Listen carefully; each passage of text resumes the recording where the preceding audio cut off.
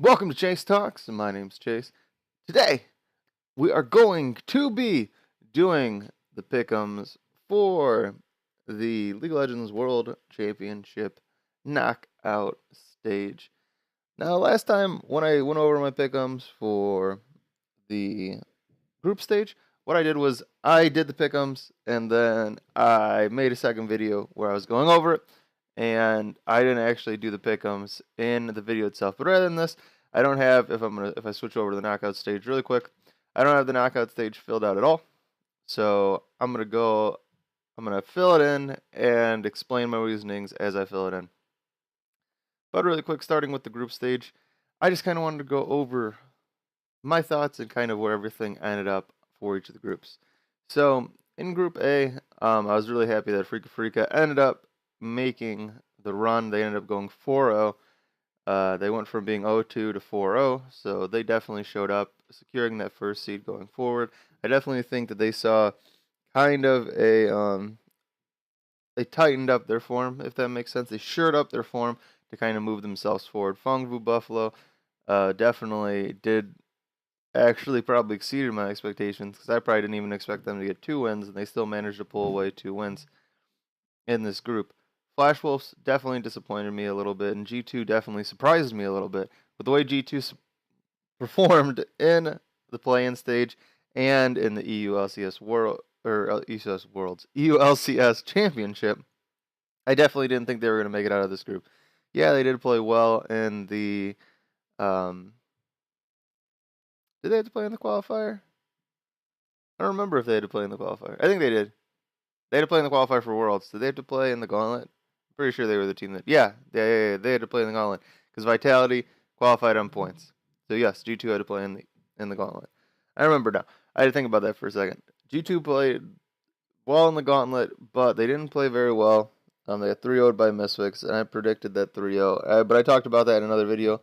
And then in the Worlds qualifier, they didn't play that great. They were able to qualify for Worlds, but I didn't have much faith in them going into this, and they definitely surprised me. I don't think they look like the strongest team coming out of groups for sure, but they definitely look like a competitor. In Group B, I gotta talk about Gen G first. If you want to talk about teams that disappointed me, Flash Wolves is for sure a team that disappointed me, but Gen G above and beyond disappointment. Gen G just did not show up to play at all. Going 1-5, the former world championships, the people that ran the entire gauntlet in Korea. They started at the end of the gauntlet and they beat everybody. They beat Griffin, who was favored to go in the worlds. They beat SKT Telecom, the 3-time world champions. They beat all of these teams to make it to worlds, to go 1-5 and have the worst group stage that a Korean team has ever had at worlds. Very disappointing. Very disappointing for probably my favorite organization in Korea, or Korea that has been one of my favorite organizations for nearly its entire running. Um, you would assume that there's going to be a shakeup going in next year, but that's going to be for another video. Roll Never Give Up definitely matched my expectations. 5-2. I definitely didn't think they were going to be a 6-0 unbeatable team, but 5-2 definitely kind of matched my expectations for where they were, dropping a game to both Team Vitality and a Cloud9. Speaking of Team Vitality and Cloud9, Team Vitality had the ability to make it out of this group. Team Vitality played so well. Team Vitality looked great, but they looked just as great as I thought they were going to. I said in my original video for my pick'ems that Team Vitality had the ability to take games off of everyone in this group, and they did. They beat Genji, they beat Cloud9, they beat Royal Never Give Up. Oh, no, they didn't beat Cloud9. They beat Genji twice. Yeah, they beat Genji twice, and they beat Royal Never Give Up. They didn't take any games off Cloud9, right? Cloud9 was like their kryptonite. But speaking of kryptonite, Cloud9, whew, they defied my expectations by a long shot. They looked so good in the group. Compared to what I thought, like they look so shaky in the play-ins, but they shored up all that shakiness and they played so well. It was crazy. They kept Sven in almost the entire time, and Sven was popping off. Um, Licorice was popping off. Licorice with all of his pocket picks, his Hecarim, his Singed. He was just blowing up. The only group that I predicted 100% correct, but as I was looking at some other people's predictions, it seemed that everyone was only getting at least one of their groups right, if they got a full group right. And that was Group C. I predicted KT Rolls to be first seed, Edward Gaming second, Team Liquid third, and Mad Team fourth. And that's exactly what happened. KT Rolster made it out of the group in first, Edward Gaming made it out of the group in second. Team Liquid ended up with a 3-3 even record. They actually performed better than I thought they were going to, but Mad Team lived up to my expectations. I wasn't expecting anything out of this team. Fung Fu Buffalo actually performed better than this team, which I probably wasn't suspecting. I probably thought that Mad Team would be a little bit better than Fung Fu Buffalo, so I guess that they did disappoint me a little bit, because you could say, but it would be more of, I think that's Fung Fu Buffalo surprising me than it is Mad Team disappointing me. But yeah, that team did not look the greatest. But if you want to talk about LMS disappointments, I'm going to point you at G-Rex. I don't think anyone thought that G-Rex was going to, like 100% believed that G-Rex would not win a single game in their group. Like, I totally saw Fnatic coming out of this group in first seeds. 100 Thieves, that was an ambitious prediction, but I knew it was going to be an ambitious prediction. But I honestly thought when I do it, I was like, you know what, 100 Thieves is going to make out of this group. I didn't really think I was going to be right there. And third was about second or third is where I ended thought going into this. I thought they were going to be, and I thought they were going to be battling for that seat with G-Rex. Invictus showed up to play. Their 2 games against Fnatic, they looked kind of shaky, but Fnatic was definitely abusing their style. But G-Rex, oof, G-Rex. I don't even know what to say about G-Rex. They just were getting run over in their games. It was just it just not looked like good experience. It's awesome that G-Rex has the experience now, but they looked so good in the qualifier, and they just did not look good in the group, which was a little bit disappointing for me and G-Rex. I thought that G-Rex actually had a chance of getting out, but actually no LMS team made it out of the groups, and 2 LMS teams went 0-6. That's the first time in Worlds that any major region went 0-6, since the LMS is considered a major region. That's the first time that any major region has gone 2 0-6 teams. It's crazy. 2 0-6 teams. All right. Enough about that, though. Let's go into the knockout stage. That was the whole reason that we were doing this. So the first game is going to be a Freak of Freaks versus Cloud9. You know what? I'm going to go in the bottom half of the bracket first, because the bottom half of the bracket is the easier half.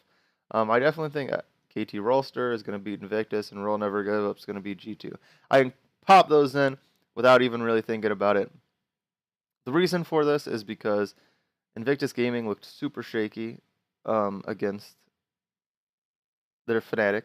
They were definitely abused by Fnatic, I feel, by Fnatic's fast, hard, early game style. KT Rolster can play to that style. KT Rolster can also match Invictus' style, which is normally a snowbally early game, but if they don't snowball early, they do look a little bit shaky. And I definitely think if they rely on their solo laner's performance and their solo laner's strength. And I think that if they went head to head with KT, I don't think that necessarily Invictus Gaming solo laners outmatch KT Rolster solo laners.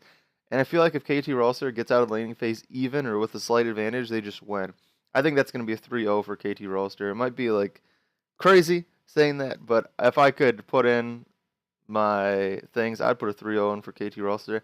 I'm also going to put a 3-0 in for Roll Never Give Up. I think the reason that I'm going to say 3-0 is I think G2 Esports is going to go hard in these games. I'm not saying that I don't think G2 Esports can win, but I think that G2 Esports, this is the same thought process in my Misfits game.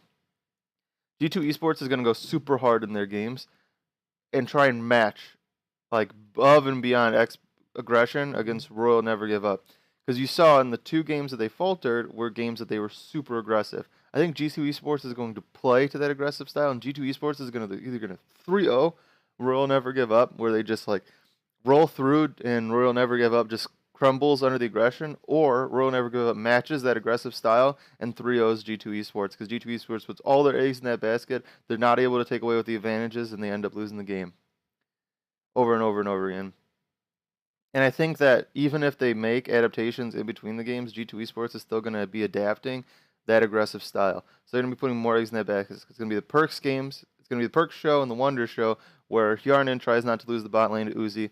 That's what I think is going to happen in those games. That's why I think both of those games are going to be 3-0s, because I think KT Rolster is just going to roll over Invictus Gaming, and I think Roll Never Give Up and G2 Esports is going to be a bloodbath where they're hitting each other back and forth, back and forth, back and forth, and whoever gets the advantages are just going to win the games.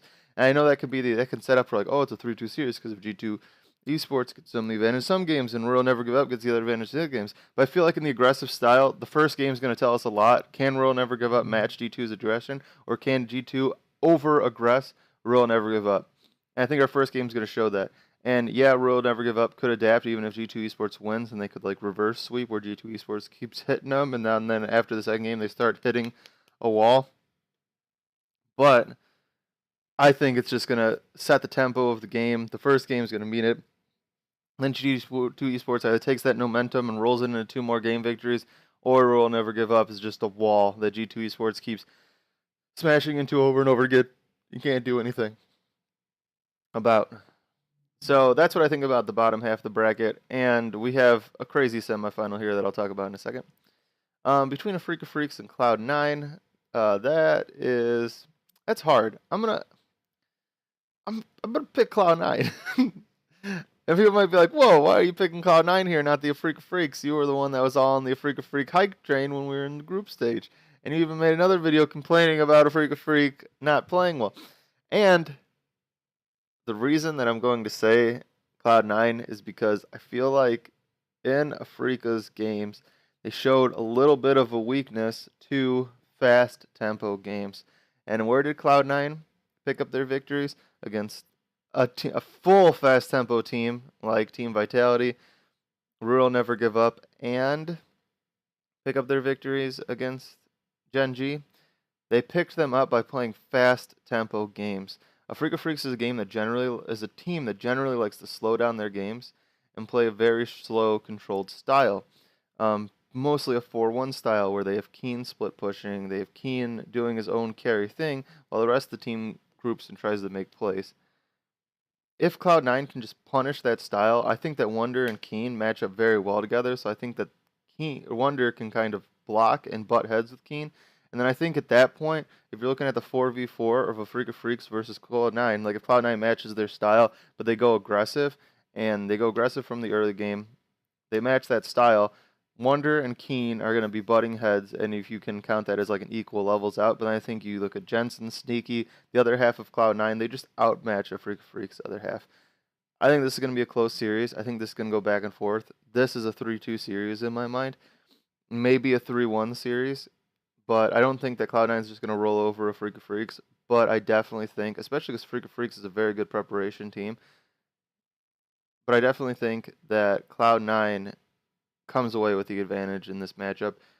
I'm very excited for these games. I think that game can go either way. The next one, though, I think is a little bit more heavily favored in Fnatic's favor. Invictus Gaming is a better team than Fnatic. Not than Fnatic, that's not what I was meant to say. Invictus Gaming is a better team than Edward Gaming. You can look at their play. Their only 2 losses were to Fnatic. Otherwise, they were destroying the other teams in their group. Like the games versus G-Rex and 100 Thieves didn't even look close. Where Edward Gaming, I don't think, had as commanding of a performance in their group stage.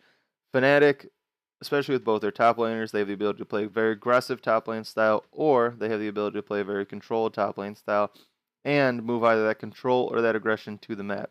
We saw in Fnatic's games in the group stage that they can either just super over aggressive and roll over the teammates because they're playing so aggressive and so heavy that they just snowball the game. They just get that ball rolling and it just goes down. But they also have the ability to play a controlled style and a controlled form of aggression where they can pick up early leads and then control it out and move and control the map, move around the map, make the right map movements that they need to make, and overall control the game. Which is why I think they'll beat EDG, and not only beat EDG, but that's why I also think they're going to beat Cloud9. For the same reasons, I think Fnatic is going to beat Cloud9. But I think that the Cloud9 series is going to be a closer series than the EDG series. Not because Cloud9 is necessarily a better team than EDG, but I think they're a team that matches up better against Fnatic than EDG EDG does. I could be underselling EDG. I love EDG. They're one of my favorite Chinese teams, but I'm used to getting disappointed by EDG, and I definitely think that Fnatic has the ability to make it all the way to the World Championship. On the bottom side, we have our favorite matchup, and I'm going to stick with going into the tournament what I thought, and I thought that KT Rolster looks stronger than World Never Give Up, and I think the group stage reinforced that for me. KT Rolster only dropped one game in the entirety of the group stage, and they still looked good in the one game they dropped. Like, KT Rolster was a team that showed up to play and a team that showed up to win, which brings our final to two teams that say that they are built to win the World Championship. They will not stand for anything else than winning the World Championship, though every team in the quarterfinals and the semifinals wants to win the World Championship. Who would win between Fnatic and KT Rolster? I throw this back and forth.